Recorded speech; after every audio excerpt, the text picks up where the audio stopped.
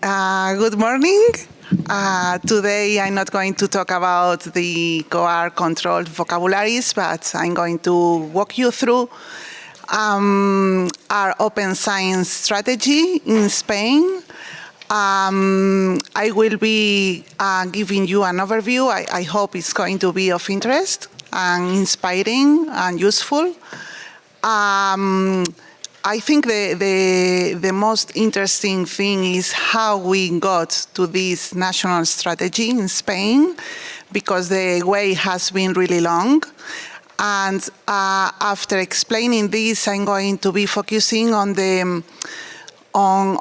measures, on strategic action lines, on things that are more closely related to the repositories. I mean, it's an open science strategy, so it's touching upon all the pillars of open science, but you'll see that I'm going to focus also, in the interest of time, on the parts that are more directly related to the repositories. But before that, I want you to locate me in the system. Me and the system. I don't work in the open science cabinet of the minister. I work in one of the research performing organizations that are under the umbrella of the Ministry of Science, Innovation and Universities. So the green box, in the bottom, that is me. So basically, what I'm going to be talking about is this state strategy that was developed and is being led by my ministry, but I work in one of the four research performing organizations in my country. The institution is the National Research Council. In some countries, this is a funder. Not in Spain, it's a research funder. And also under this ministry, we have 91 universities. And I also put, other entities that are under the coordination of the ministry because they are important players in the strategy. We have the funding agency, AIA. This is the National Research Agency. We also have the National Assessment Agency, that's ANECA, and also another important player is FECIT, because it's taking the role to monitor and to support repositories and also journals. So this is where I'm going to be moving around. But before that, before getting to the main axis of the strategy, I wanted to give you, this overview because the journey has been really long. The first law in Spain that mentioned open access and mentioned the role of repositories dates back to 2011. So it's, a long time ago. And this was really the first time repositories and the importance of institutional repositories was mentioned. And after that, there's been an intensive lawmaking process in the country. In fact, in 2022 and in 2023, there have been two very important open science-related laws in the country that are the basis for implementing and developing this strategy I'm going to mention. And also the fourth milestone I wanted to mention here is the current Spanish strategy for science and technology. This, in fact, was released before the open science strategy. So it's something in between, but it's the roadmap around which all the universities in Spain and all the research organizations are moving to advance open science. But also, the other important thing, so on the one hand, we have a very intensive open science-related lawmaking process in the country over these last 15 years, and in particular the last 3-4 years. But the other important pillar has been that already since the Berlin Declaration, so it's also a while ago, many institutional repositories have been created in the country. And this was made not spontaneously, but by institutional initiatives. This was not led or organized or coordinated by the state, but it was rather the universities and the research performing organizations that decided to start to participate in the open access movement by setting up their own institutional repositories. And this is important because it means that by the time all these laws started to come up, there was already a network of institutional repositories. But the thing is that most of them are, or they are a little bit less, but normally were under-resourced with very small teams, this kind of resource deficit that we encounter in so many institutional repositories. But the network was already there, and all these repositories were kind of collaborating on a volunteer and not organized from the state top-down approach, but it was more like a bottom-up situation. Just to give you an idea, most of these repositories, institutional repositories, are led by the libraries in these institutions, and they are, I would say, 95% of them are running on this space.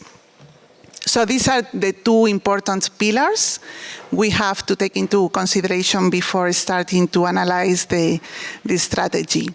So I wanted also to give you a brief account of how this lawmaking thing accelerated so much over the last 2-3 years, because this first law that started to mention open access and the role of the repositories in 2011 seemed to be quite okay. You have to think of the context of 2011, not now. So it was obviously focusing on publications, peer-reviewed publications. At that time, I think almost nobody was talking about research data and all these things in these laws. And it was focused on research that was funded by the state budget. This is important in Spain because we have a federal structure. We are, together with the state organization, we have other 17 regional governments in all these autonomous communities, that is the name. So Spain is not a centralized country, it's a federal structure country. So this is important. But this law was only referring to the general state budget, not to the budgets coming from the regional governments. And this is important to remember. Of course, at the time, embargo periods were accepted before making open access to all these publications through the repositories.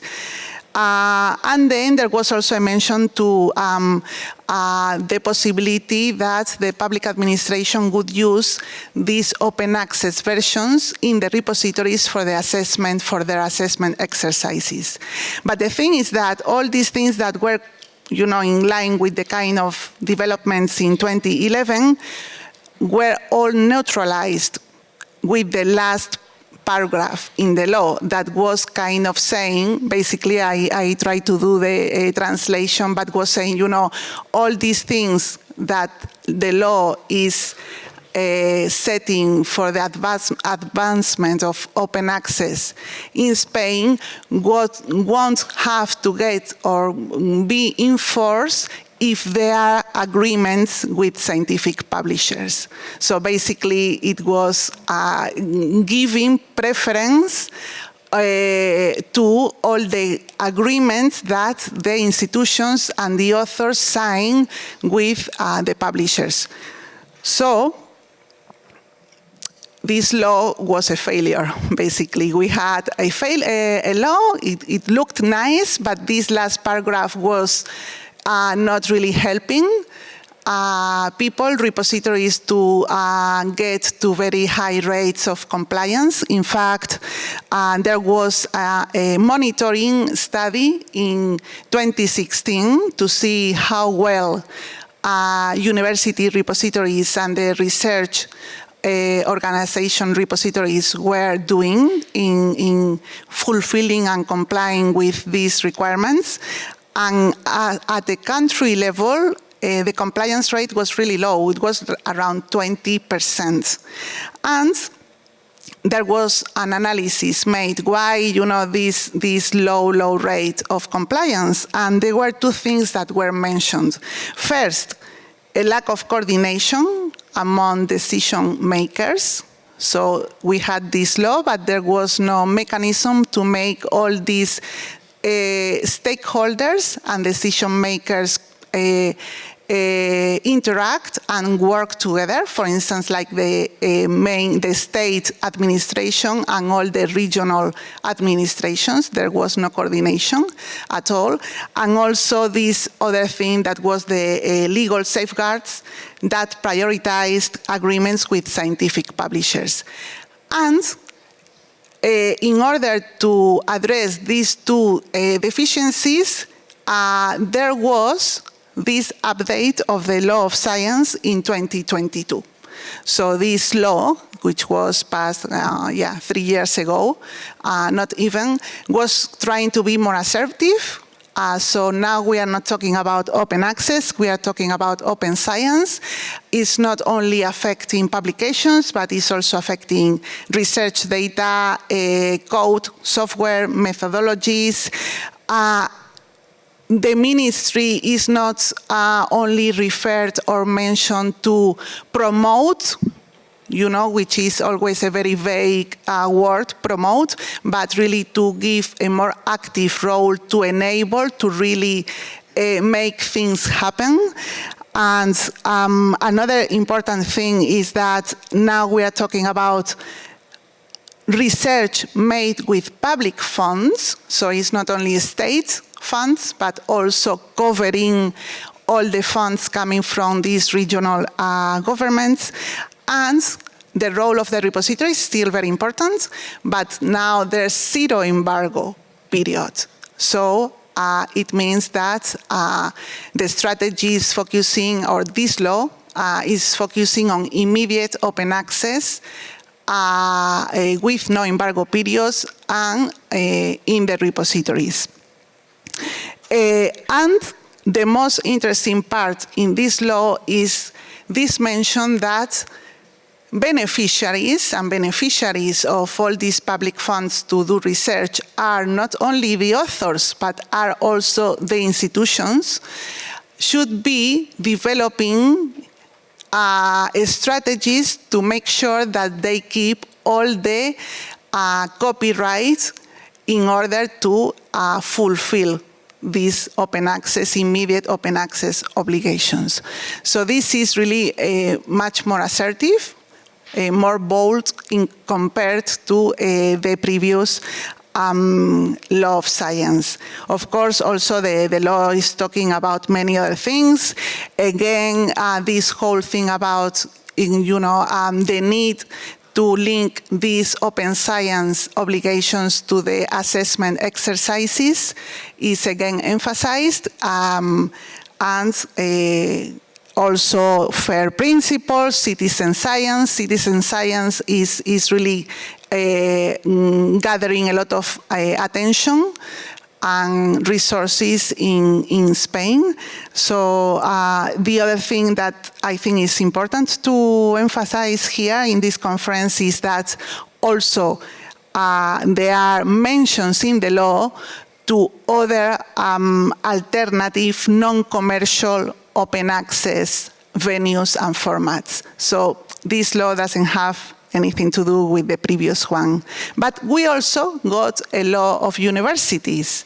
And in this law of universities, that was the year after, basically is aligned with the law of the updated law of science in terms of obligations and the role of the repositories, but there are also other additional components. So this law is not only talking about the research staff, but it's also talking about teaching staff, so that all these outputs produced in the universities that are more like teaching materials are also covered by these obligations, not only research.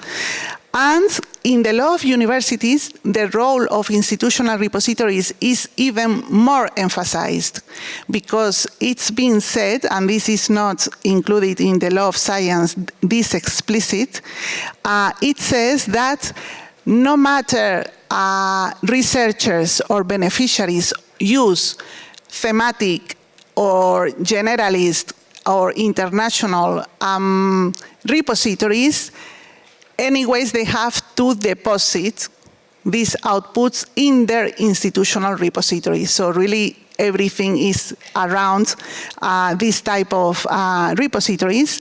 And there are also other important things. For instance, it says that universities should promote transparency in subscription agreements with scientific publishers. This is something that is not mentioned explicitly in the law of science. And also the role of libraries is mentioned in this law as facilitators of open science and also as trainers and important stakeholders. So we have all these laws, all these developments, but we saw that law alone is never enough. You need something else. And basically what you need is like a roadmap of coordinated actions. You need funding and resources, and you also have to put in place a sort of different mechanisms to make sure this whole thing is complied. So before preparing this strategy, it was interesting that the ministry convened a group of experts, a quite broad and diverse group of experts from the research and university system to identify the strengths and the weaknesses around open science in the country before designing the strategy. And amongst the strengths, we can mention that already there were these lawmaking efforts in the country that, there were already laws supporting open science in the country, that institutions were ready for the cultural change. The very existence of a network of institutional repositories in universities, basically all universities and all research organizations in the country have running repositories, all of them, were considered to be strong assets before implementing and designing this strategy. But we also had a number of weaknesses. And in the weaknesses, it was clear that the researcher community in general had very low awareness and training on open science practices and open science as a whole concept.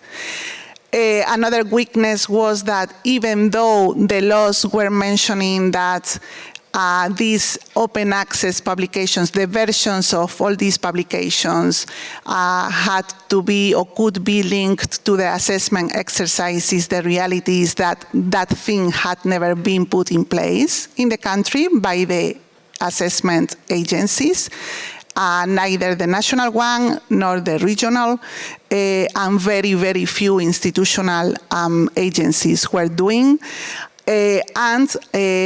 Two other weaknesses were very limited budgets to develop a specific open science projects, and insufficient number of professionals, mostly in data science and research data management.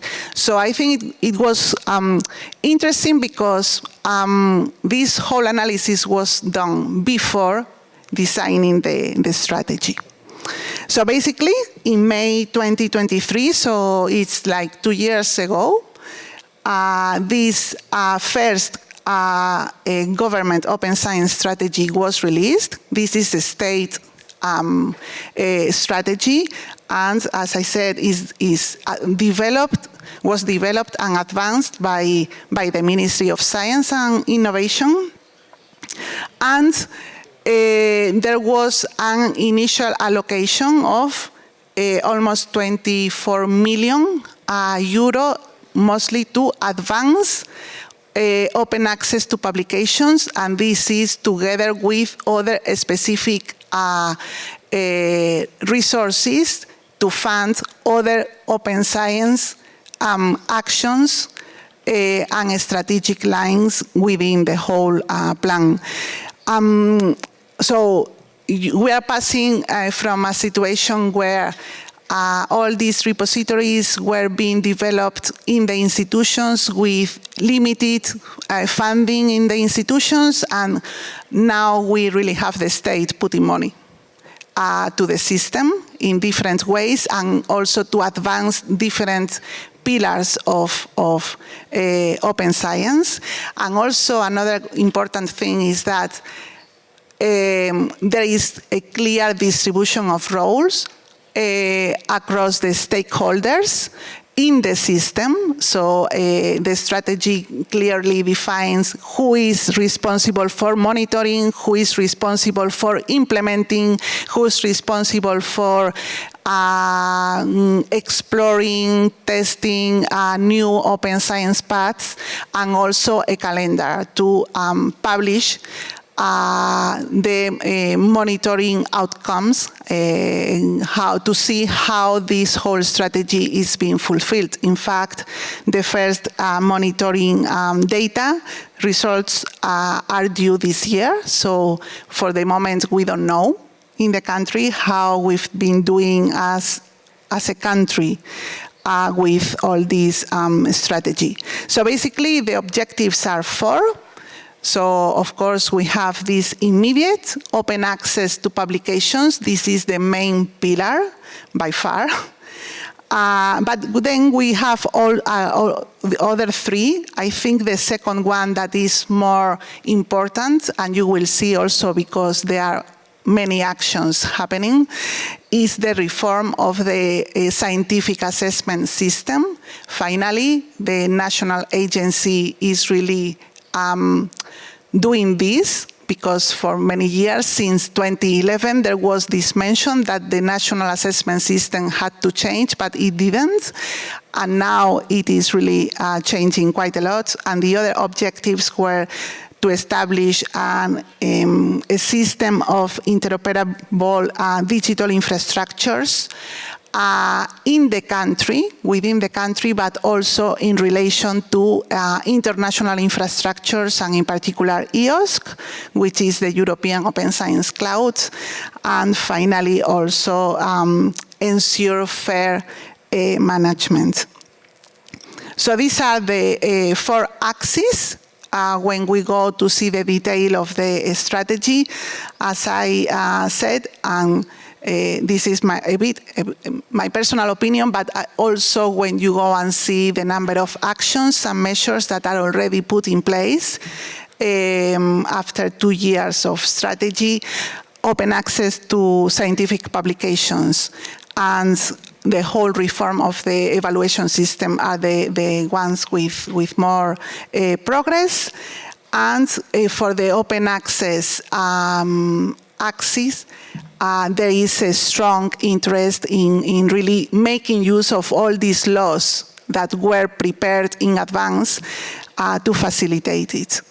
The other two are also, ongoing. In digital infrastructures, I will show a few things. And for the time being, the national methodology to ensure fair data is not yet in place. But, we are in the middle of the strategy. So basically, what I would say is that the most important thing is that the state is allocating specific funding for specific action lines. So funding to set up new digital infrastructures in the country, funding for existing infrastructures to develop further, funding to create a national interoperability plan.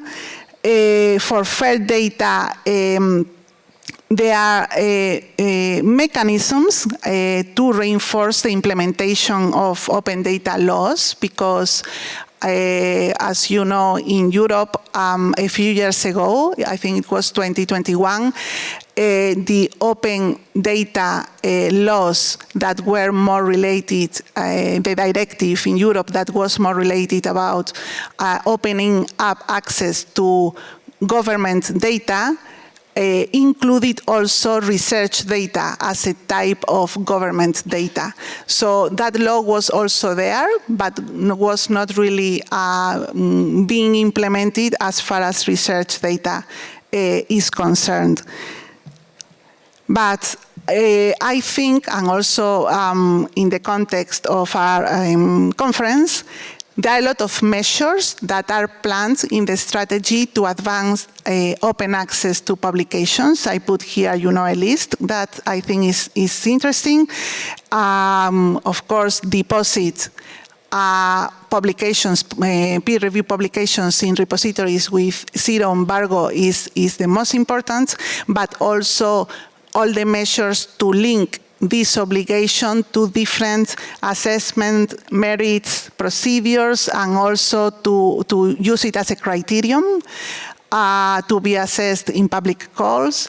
But also there is a measure to create at a national level something like the French barometer to monitor the compliance of the strategy, mostly as regards publications. But also there is a mention to put in place national agreements with publishers that include clauses, specific clauses for repositories to be able to make immediate open access to the accepted manuscripts with no additional cost. This is something that is being now explored in some institutions and also in a couple of working groups in the country to advance this measure, to make it a reality.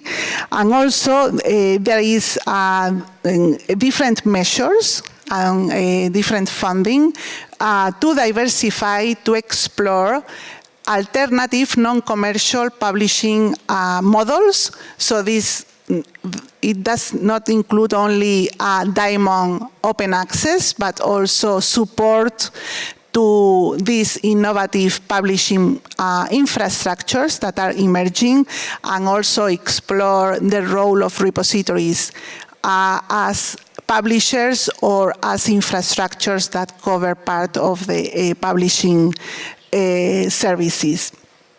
And the last thing is this interministerial cooperation, which was identified as one of the main deficits in the previous law. In incentives, recognition, and training, I think something that is very important is that for the first time, the National Funding Agency has put calls to fund projects that explore open science, the different dimensions of open science. This was something that didn't exist in Spain before. A stakeholder forum has been created. It's a sort of permanent forum to discuss different open science topics related to the reward and assessment system, to explore new metrics, new indicators, and also a full program to bring more awareness and train institutions, not only researchers. So the focus is not only put on the researchers, but also on other types of staff in the institutions to advance open science. For instance, funding to train technical staff like us, like librarians or like other research support staff in all the institutions. So now these are all the measures, or the most significant measures when more closely related to the repositories. And I'm going to go through some of these measures or initiatives that are already in place or are ongoing. It's just an overview because I don't have so much time in the end. So Recollecta, for the people to know, is the national aggregator of repositories and open access journals. So it's an aggregator of both repositories and journals. This is also run under the umbrella of the ministry. And I mean, it's been running for a number of years already, and there is a set of consolidated services, which is like the aggregation, the validation of the repositories, metadata enrichment. So all the repositories, when they describe outputs that are the results of public funds, are all tagged with the reference code. So this is also an initiative that was put forward a few years ago so that we can monitor how many outputs of how many national research projects and regional research projects are already open access in the repositories, and they also, the team behind Recollecta also organize training and all kinds of support to the community. So this is consolidated, and what is now ongoing as a result of this open science strategy is these things I put here. Mostly what is more new is the first three. There is a whole plan to enhance the interoperability across different research infrastructures in the country, in addition to the repositories, because in Spain there are many, mostly coming from research organizations, many data and other types of outputs infrastructures that have been developed but are not really very interoperable, are not really complying with the FAIR principles.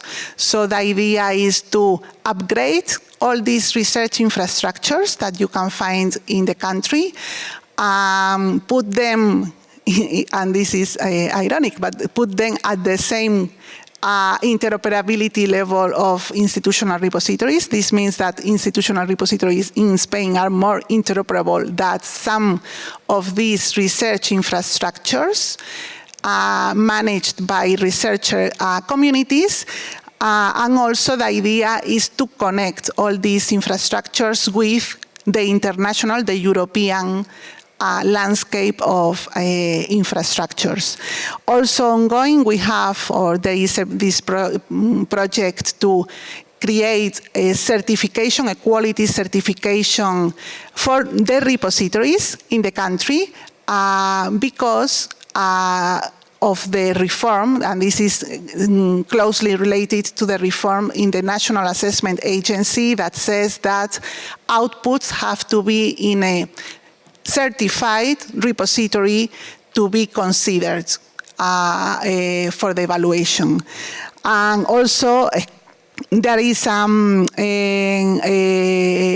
evaluation service to try to upgrade the quality of journals in the country, and there is a specific interest in upgrading, increase the quality of Diamond open access journals, and a national evaluation is running every year and is evaluating all these journals according to international good practices and procedures.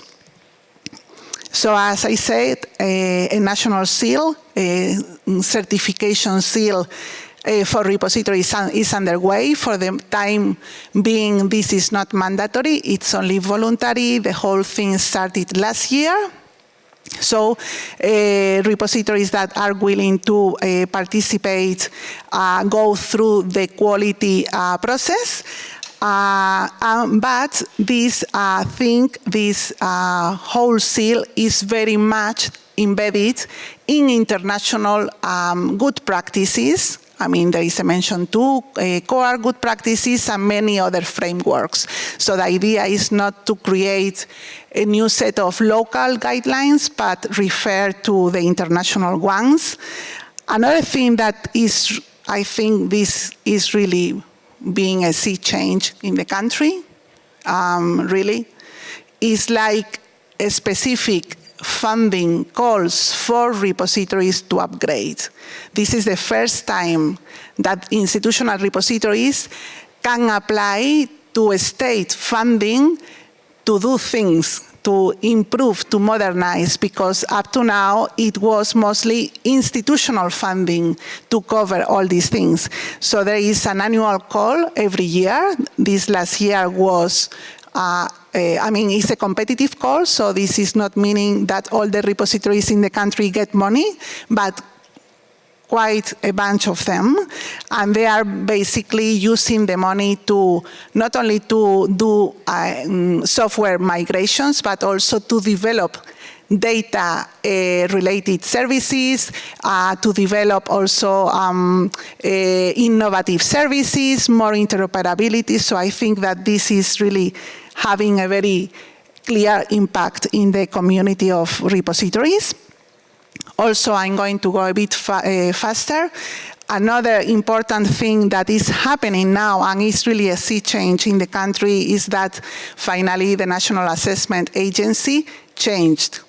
And now it is really required, it's a precondition for researchers to ask for the assessment of their research to upload their publications and other types of outputs, and they are really very welcome, these other types of outputs, in the institutional repositories.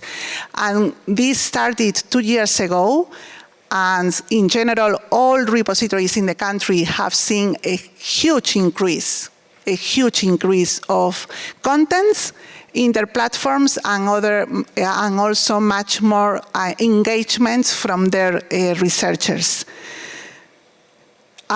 This whole thing about, promoting the idea, socializing EOSC in Spain, opening up all the opportunities of EOSC to the institutional repositories was something that didn't exist before, because EOSC was more known in the country only by the researcher communities, by research data infrastructures led by researcher communities, but not so much by institutional repositories. And the idea is also to bring these repositories into the equation, open up opportunities for them to participate in this kind of projects.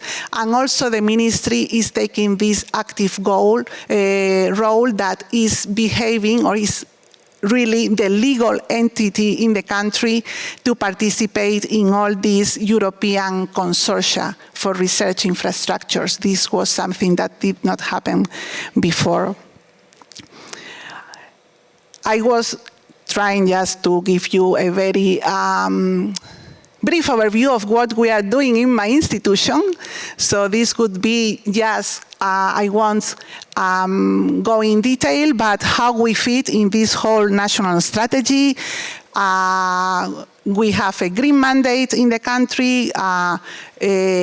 We put many resources and funding in our repository, even before the strategy, but I think, we are very lucky that we have all this funding, and of course then that helped us a lot to comply with all these objectives.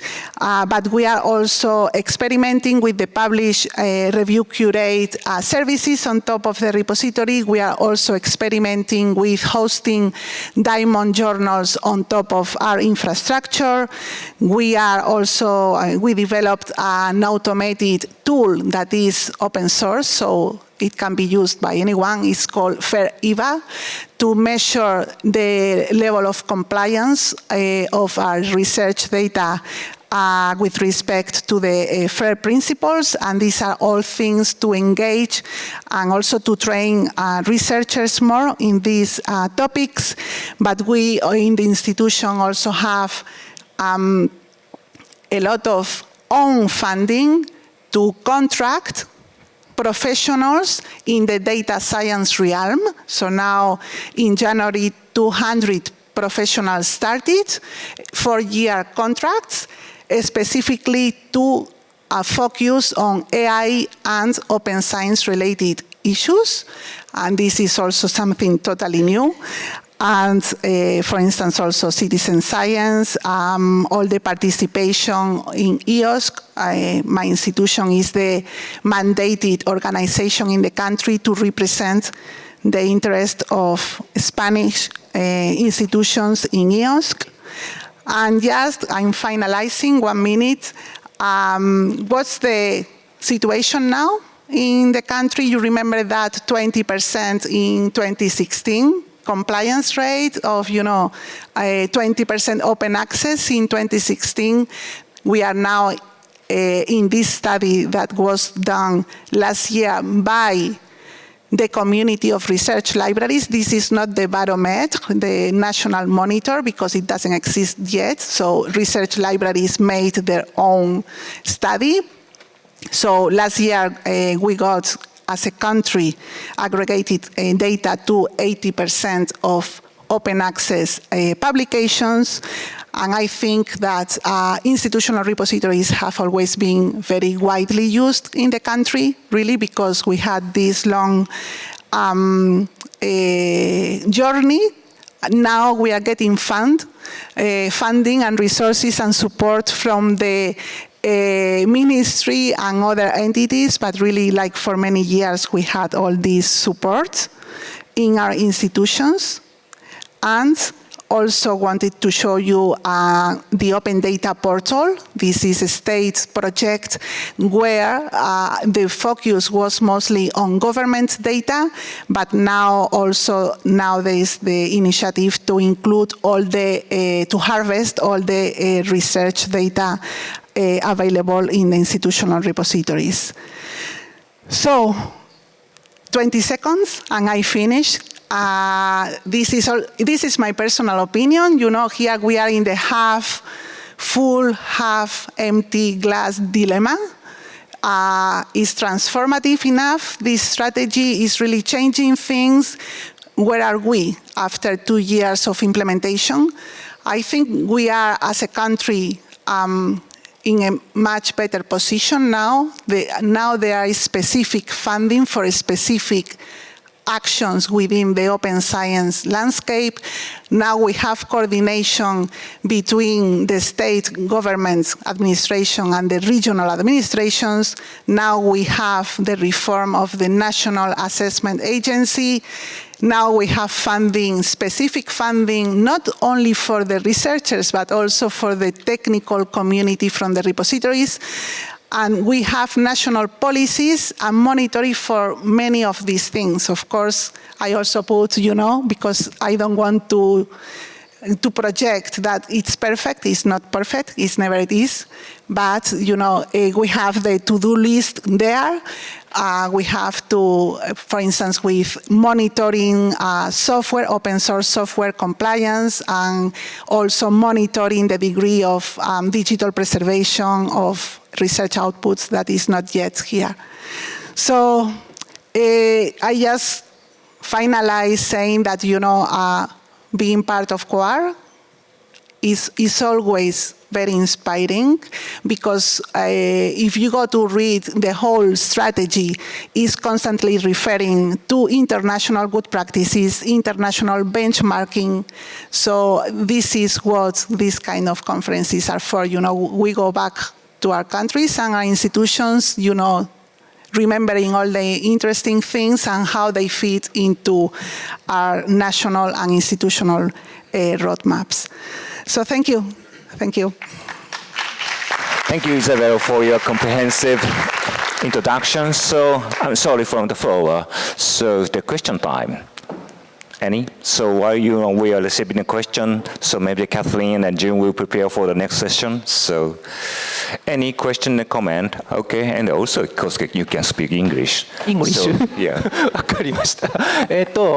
Thank you. Okay, thank you for your presentation. So I'm interested in you mentioned the quality or certification in the repositories. I'm interested in how to create the policy for to establish the repository's quality and the certification. So it means, for example, the quality for metadata or quality for deposited files. So could you give me more details of that detail of how to make the national policy? Okay, so as I said, even before this open science strategy was done, in the country there's been already a network of institutional repositories that, as a bottom-up initiative or a very spontaneous initiative, decided to cooperate. So we have a working group where many of us are participating, and in fact, we were the first ones to create quality guidelines for institutional repositories. And the thing is that, of course, this was all voluntary because it was not a mandate in the country, but there was this knowledge sharing amongst the repositories. And now that we do have the strategy and the mandate, this ongoing project to create a quality certification seal for institutional repositories is greatly echoing or referring to these guidelines that the network of institutional repositories created. And these guidelines that the research libraries and the institutional repositories created are all based on international good practices. So right now, we are in the process to see how the final guidelines for this certification look like. We don't know yet, but my guess is that it's going to be greatly based on what the network of institutional repositories already did. Yeah. So normally in the whole strategy, all the efforts done by the institutional repositories so far are very acknowledged explicitly. So there is a continuation. Thank you so much. It's so useful for our Japanese community. Thank you so much. Thank you. Hello, thank you for the very detailed speech. My question is about the DORA and the COAR adoption by Spain. So you said that there was a policy level change, and hence you are getting more populated the open access repositories in recent years. So what did Spain do right? Because if somebody published in Elsevier or Springer or whatever, and somebody published in this OA repository, how they are considered for, say, for example, promotional assessment? So I didn't hear the first. Yeah, I congratulate you on adopting the COAR and the DOR principles by Spain. So how do they equate something which is published as open access to something that is published in commercial publishers like Elsevier journals? So how does that work? The national agency did this reform, and is along the lines of the recommendations in DORA and COAR. So for instance, now the national agency already for 2 years is not considering as a quality criterion that publishing in a journal that is indexed by a commercial bibliographic database is not acceptable anymore. So researchers cannot go and say, you know, I have published 10 articles with these journals that are indexed by Scopus, and in fact is forbidden. You cannot even mention in what bibliographic database that particular journal is indexed. So, and also another a very important thing is that explicitly all these non-traditional outputs are very welcome. So researchers that are going through this national assessment exercise for merit, for recognition, for awards, for tenure, are really asked to include, in addition to publications, other types of non-traditional outputs. And the nice thing about the reform is that it's mindful of the differences between disciplines. So it goes, the whole reform, the guidelines go research area by research area, specifying what kind of non-traditional outputs are very welcome. Considering that, for instance, in engineering, there are going to be a lot of software, and maybe for humanities, it's going to be a different non-traditional, but the agency expects researchers to include non-traditional outputs in addition to publications. Thank you. Thank you. You mentioned that quality open access journals that are not necessarily indexed or published by business-oriented publishers. Do you have any action plans or any concrete plans or actions on this matter? I didn't understand. You understand? You mentioned in your slide that we should sort of publish our own journals that are not necessarily indexed or published by business-oriented publishers. Do you have any concrete actions on this proposal? I mean, right now, at the national level, under the ministry, there is also specific funding to support the upgrade of Spanish Diamond Open Access journals. So they are now receiving also support to upgrade, because there are many different Diamond Open Access journals in the country. Most of them are publishing in Spanish, not all, but most of them.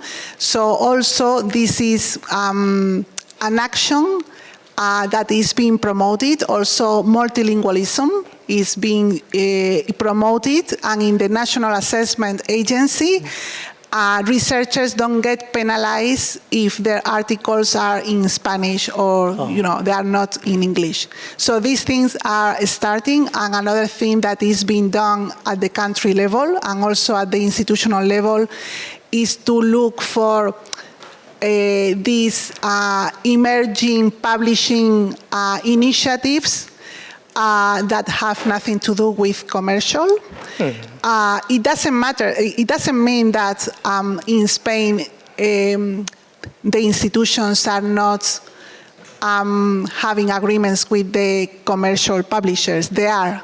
But for instance, in the last renewal of the national agreement with Elsevier, negotiations were stopped a few months ago, because the national community now is more assertive. They want to get better conditions in the agreement, and for a few months, in fact, the new agreement has been signed a few weeks ago, and is much more beneficial for the country. So there is savings for the country. And these journals could be used for academic promotion as well? Yes. Okay, good.